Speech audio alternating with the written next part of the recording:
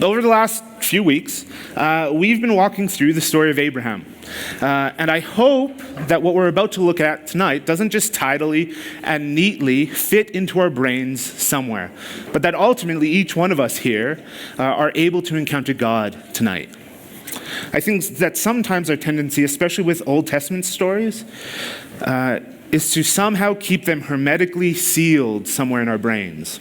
But these stories should not exist in our minds in easy to digest, safe and sterile, take as you need doses.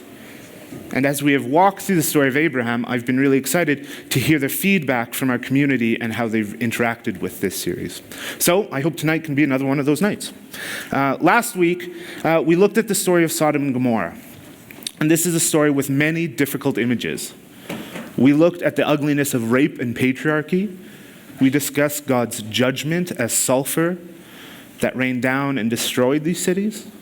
And we found Father Abraham bargaining with God in the midst of these hard images.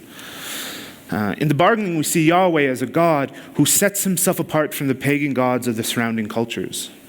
He is eminently approachable and gracious, desiring not to flex his cosmic muscle, but daring to be in relationship with his creation, listening to us, speaking to us, and allowing us to take part in the unfolding of his shalom in the world. Now, this week we'll be looking at the story of Abraham's sons, Ishmael and Isaac. Like last week, though, this story isn't well contained in a single chapter. Parts of the story are found separated across 10 chapters and have interjecting stories coming into it. So I won't have time to read each piece of the story, but I will do my best to paraphrase. And the historian will try to understand a little bit of what this is trying to say to us here tonight.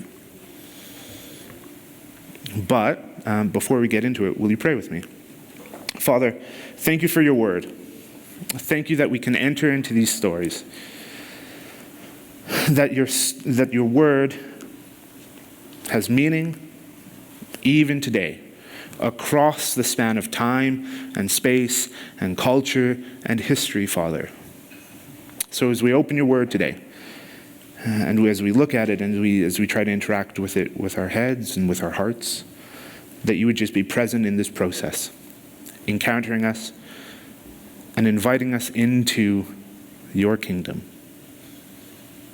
We ask this in your name, and we love you, Father. Amen.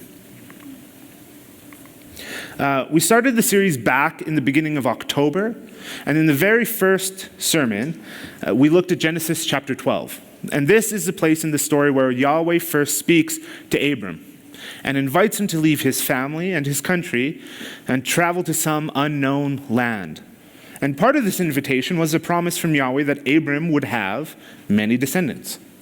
But Abraham was already an old man. He was 75 years at this point. Despite what you or I may think is reasonable for a man of that age to do, Abraham did exactly that. He left his home and traveled to a foreign land. And after many years of traveling and wandering, we catch up with Abraham, and he's despondent. Yahweh's still not given him the son that was promised him, and he fears that he will die without one. So, in his despondent state, he has decided to make one of his slaves his heir. Listen to what the text says. Then the word of the Lord came to him. This man will not be your heir, but a son who is your own flesh and blood will be your heir. He took him outside and said, look up to the sky and count the stars, if indeed you can count them. Then he said to him, so shall your offspring be.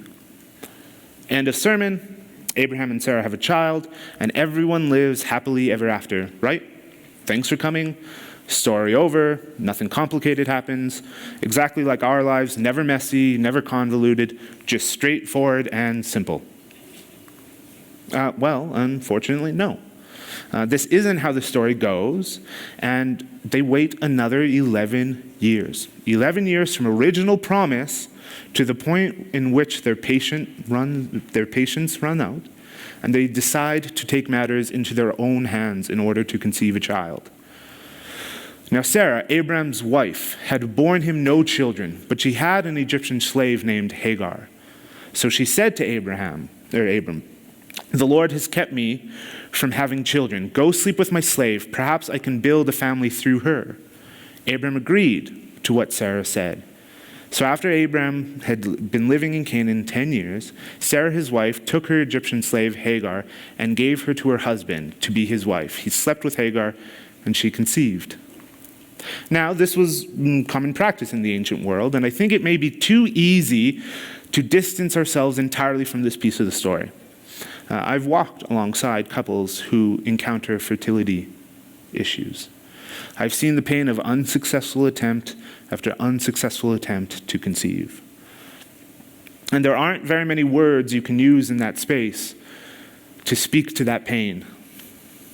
But a benefit of our modern world is that after traditional biological methods prove unsuccessful, we can turn to medical intervention for help. There are medical professionals who use in vitro fertilization or sperm and egg donation.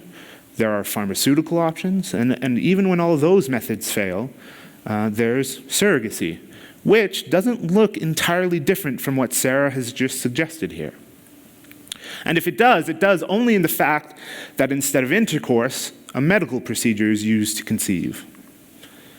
And it would be real easy to stop identifying at this point with Abram and Sarah, citing archaic and long-dead practices for obtaining an heir.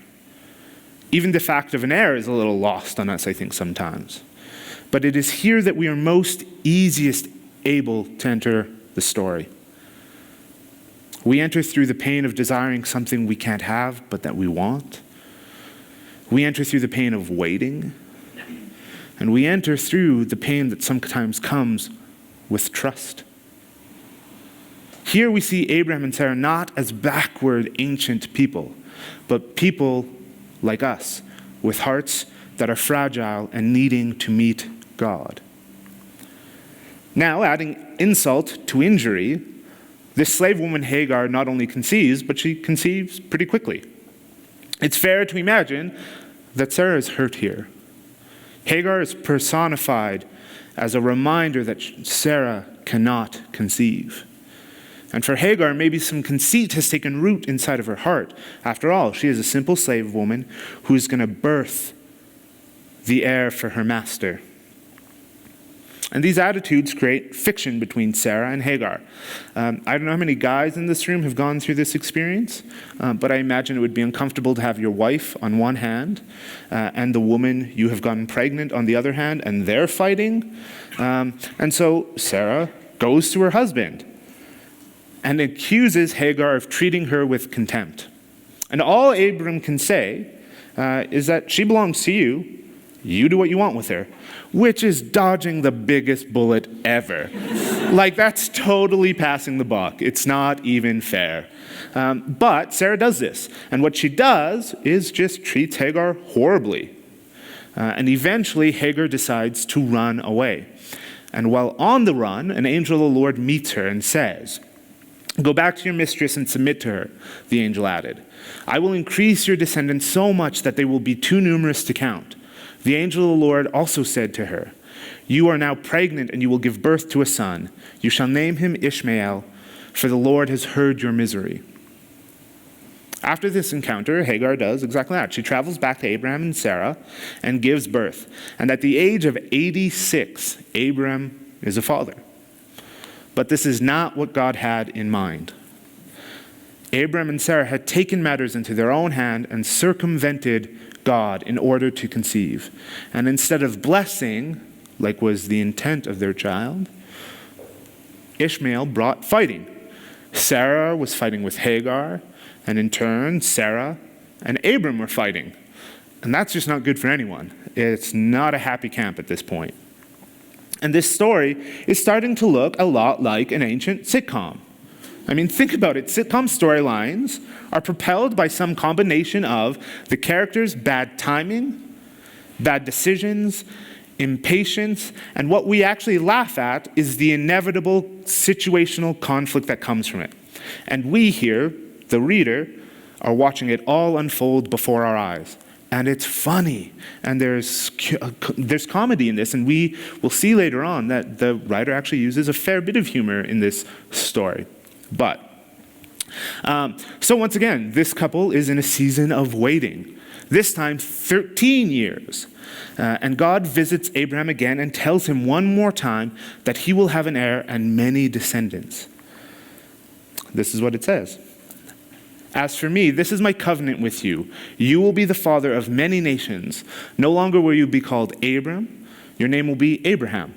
For I have made you the father of many nations. I will make you very fruitful. I will make nations of you and kings will come from you. Big promises.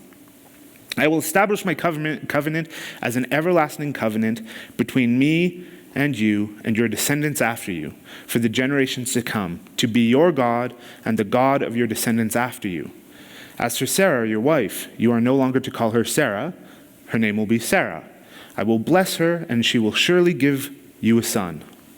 I will bless her so that she will be the mother of nations. Kings of people will come from her.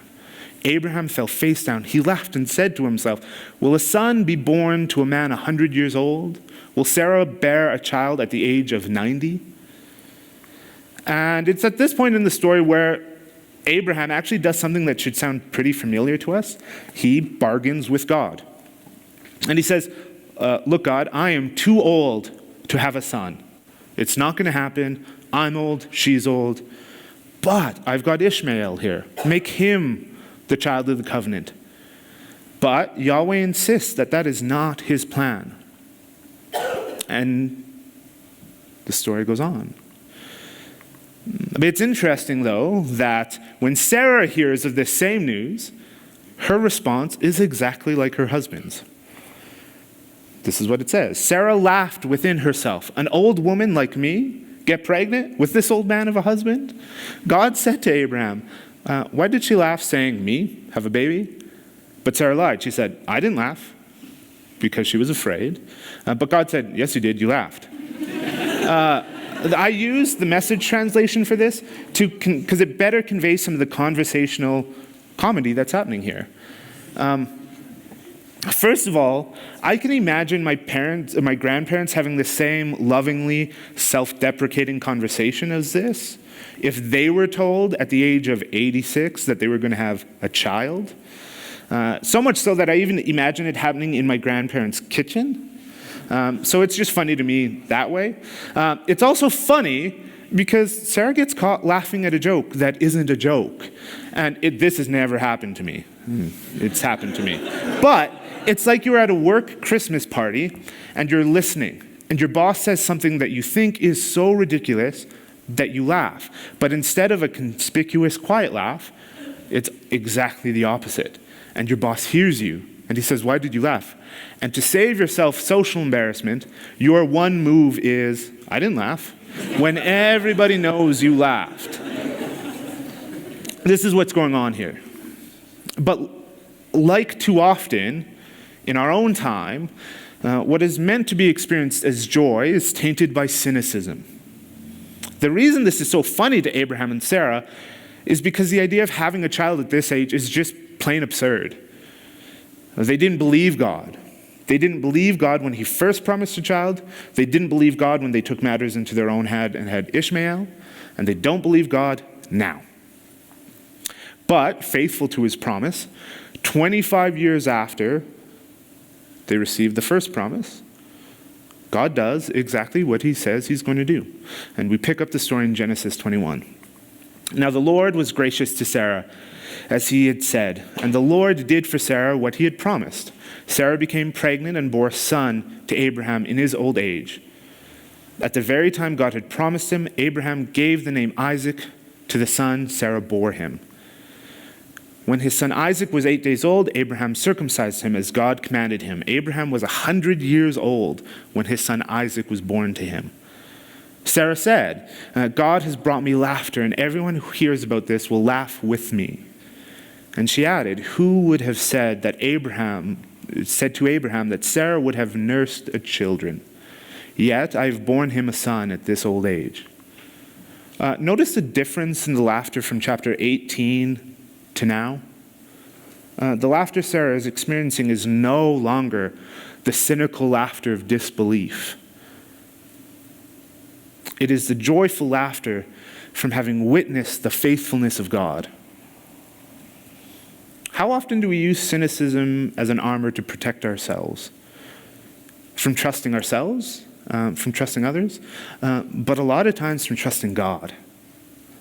How often does cynicism sit just on the periphery of our life, waiting to creep in and taint hope? Cynicism tries to say that's not possible. God can't do that. And my caution here is be wary of cynicism in your life. If it takes hold in your heart, you just may find that laughter that was meant to be full of joy is somehow a little bit more hollow. But back to the story. From first promise to the birth of Isaac, it's been 10 chapters. 10 chapters of watching Abraham and Sarah make some mistakes and wait uncomfortably for God to do the thing he said he was going to do. And finally, when the birth of this covenant child comes, all we get is 6 verses. If you feel like this is a little bit anticlimactic, good, yeah, you're supposed to. The author is trying to communicate something. It's been 25 years. Abraham should have run through the camp screaming and celebrating. Or maybe the couple should have thrown a feast with music and dancers. Or maybe, if you're more stoic, he should have at least built an altar. I mean, he's 100 years old and he just had a son. But there's none of that. Why? Can I suggest that by creating an absence of any fanfare, the writer is signaling us to pause and ask ourselves, why should there be? Was God's ability or maybe his intent to keep his promise ever in question? The right answer is no. What God says, God does, no question about it. But that is only because you and I aren't in the middle of that waiting, and we know the end of the story. Imagine you are Abraham or Sarah. Would the answer be so easy? I mean, I don't know. They waited 24 years. That's most of my life so far. And that promise still has not come to be manifest. In other words, what is the statute of limitations on the promises of God? See, for the author, there is no reason to celebrate the birth of Isaac because his birth was never in doubt. And the negative space left in the absence of any drawn-out celebration activities exposes our doubt that God could or would do the thing he was going to do. Listen to what John H. Walton in his commentary on Genesis says about it. What God does should never cease to amaze us, but that he consistently shows himself capable of doing what he does without apparent effort is strikingly commonplace and unremarkable. But we still don't have our happy ending, because ultimately this is not the story of a single son. It is the story of 2 sons. And by this point in the story, Ishmael is 14 years old. And like any 14-year-old boy, he's a bit of a brat. And so, on one occasion, shortly after the birth of Isaac, everybody's milling around the camp. And Sarah's put Isaac down, and she's probably being congratulated and hugging and celebrating with some friends. And she looks over to where she's left her son. And what does she see? Ishmael teasing and mocking Isaac. And as you can imagine, this upsets Sarah, and her motherly protective impulse kicks in. She goes to Abram and says, I don't like the way Ishmael treats Isaac. Please send him and his mother away. And Abraham is upset with his wife's request. After all, she is asking him to send his 14-year-old son away into the wilderness. And there isn't like a Whole Foods out there in the wilderness. This is probably, he knows, sending them to die. So once again, he speaks with God, and this is how God responds. Do not be so distressed about the boy and your slave woman. Listen to whatever Sarah tells you, because it is through Isaac that your offspring will be reckoned. I will make the son of the slave into a nation also, because he is your offspring. At this point, the biblical writer has made it very clear that Ishmael is not the son that Yahweh has promised. Abraham knew it. Sarah knew it. Hagar knew it, and as a 14-year-old boy, Ishmael probably could have put two and two together. Ishmael is, of course, the resultant offspring of a decision of both Abraham and Sarah to take matters into their own hands rather than trust in God. But what we see again in the story of Abraham is that God is not bound by our lack of trust in him. He is in fact always loving and gracious God who models himself as a father to the small and to the weak and to the orphans of the world. And even though Ishmael is technically outside of the covenant he made with Abraham, God treats Ishmael like a father and blesses him. I think we can see that even our mistakes are not beyond God's grace and God's redemption. As early as the year 48 Common Era, and the book of Galatians, the New Testament writer Paul helps us understand this story. For Paul, Ishmael and Isaac had become metaphors. On one hand was Ishmael, who reflects our tendency to lose hope and act out of a desire to obtain the things we feel like we've been promised. It's ultimately a prideful position, insisting that we know better than God the things that we need. While Isaac represents trust in God for the things of God, and it is a humbling position which requires trust and hope in Christ. Ishmael was born out of human actions in order to secure an heir. Just like in the time of Galatians, there was a group of people who wanted to insist that circumcision was the way to salvation. Whereas Isaac was the long-awaited fulfillment of a promise from God, just like Christ was the long-awaited Messiah, the fulfillment of a promise for salvation. Hope cannot exist beside our pride. Hope is not simultaneously saying, I trust God, while making contingency plans for the moment he doesn't come through with the goods. And by this, I do not mean that we become totally inactive. Please do not hear me today that if you know people or you and your partner are struggling with fertility issues, to not seek medical intervention. I'm also not suggesting that if you're not circumcised to go and do that. But what I am suggesting is this. Ask yourself, where in life has hope become just too hard? Maybe you are here today and you struggle with the fact that you're single. So you've begun to live out relationship after relationship that just may be a little empty. Or maybe you're here and you struggle with depression. And with no real health in sight, you've turned to self-medication to deal with the pain. Or maybe you fear the scarcity that you see all over the news and you see in the world. And so you've embraced unhealthy work-life balance in order to secure a fat wallet. Or maybe you're here with any other host of stories, which result in all the same thing, giving up on hope. What I want to say is this, that us giving up on hope does not mean that God gives up on us. On Friday, I was here trying to write. I started to see posts about the events in Paris. I drove home listening to the reports of what was happening there. And I heard people hiding in shops, that the city had been shut down and people had been killed. And I found myself feeling like hope was too hard. I started to lose sight of Christ and his promise of peace. After all, that's his deal, right? Prince of Peace.